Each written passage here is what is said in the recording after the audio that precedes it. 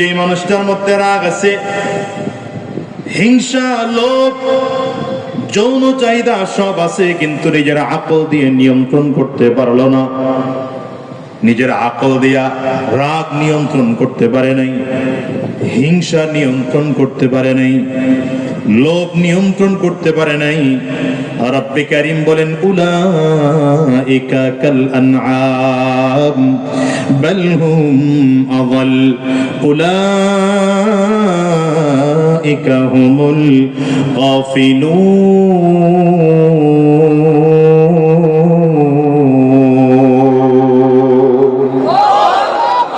আল্লাহ বলেন, যে মানুষটার মধ্যে রাগ আছে, হিংসা আছে, লোভ আছে, যৌন চাহিদা আছে, কিন্তু নিজের আকল দিয়া রাগ, হিংসা, লোভ এগুলোকে নিয়ন্ত্রণ করতে পারলো না।